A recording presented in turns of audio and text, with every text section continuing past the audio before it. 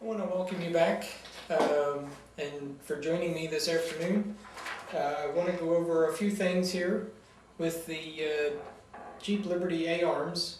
We have the factory A-arms, which are these black ones here, and we also have Al's A-arms, which are the red A-arms here. And I will be going over some of the details explaining the differences between the two. We'll start with the factory upper control arms. They tend, with a lift kit, they tend to hit the springs. The ball joints are on an extreme angle. When you go over bumps, you will hyperextend the ball joint and will cause the ball joint to wear out prematurely. When your arms are on a lift, you have the ball joint sitting at an extreme angle.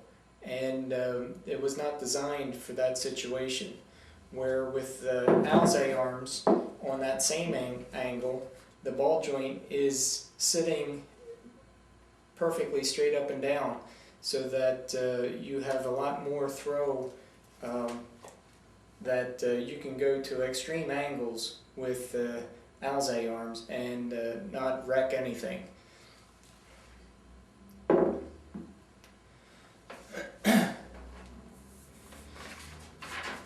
With the factory A-arms going over bumps, you will exceed the range of motion, hyperextending the ball joint, causing premature ball joint failure. And that's what we just showed you here with the ball joint not having as much rotation as what the others have.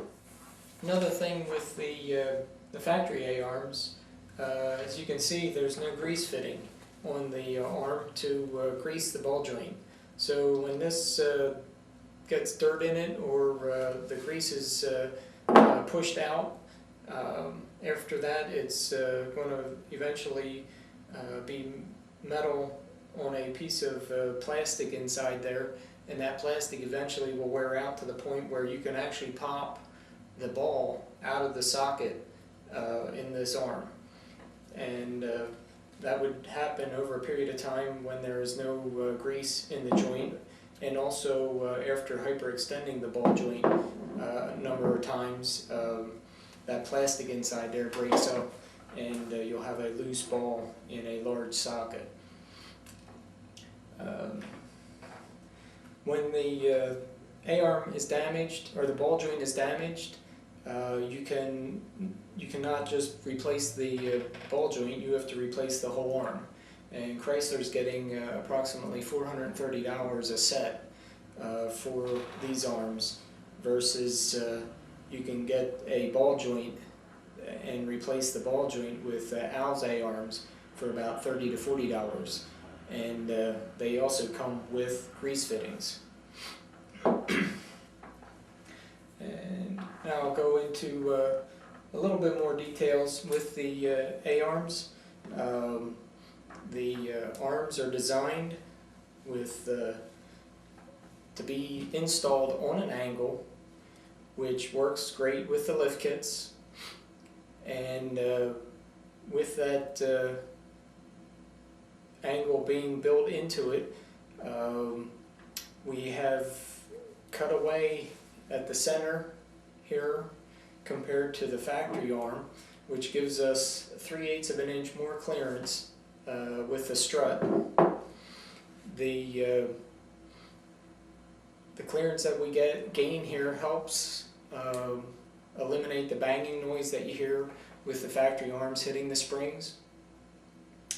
The ball joint has a grease fitting, like we said, that you can grease your ball joint every 3,000 miles or whenever you change your oil.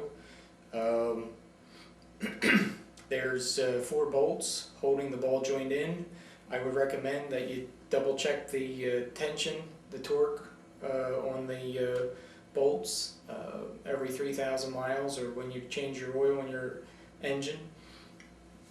We have a blue grease boot here that snaps on to the ball joint, and it's a nice tight fit that will hold your grease in, and this boot gets pushed up against the steering knuckle when you pull it tight.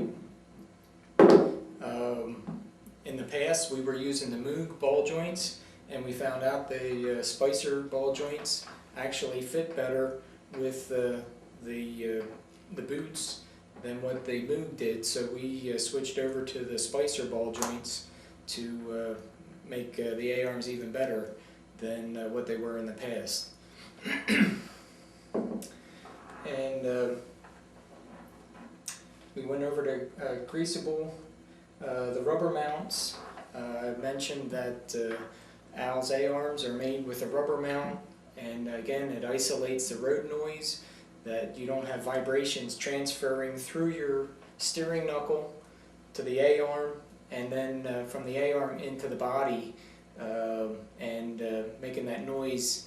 I guess it amplifies the noise as it travels through, where the rubber will isolate that and eliminate road noise coming through to the body of the car.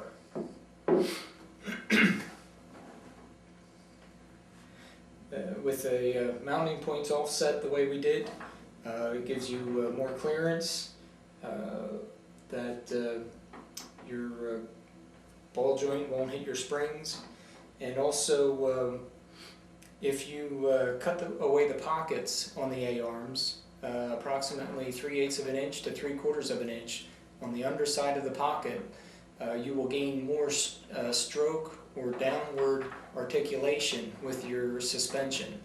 So if you're looking to gain a little bit more travel on your front suspension, look at the pockets that the A-arms are in, and see if you can eliminate some of the tin that is around the bottom edges of the pockets.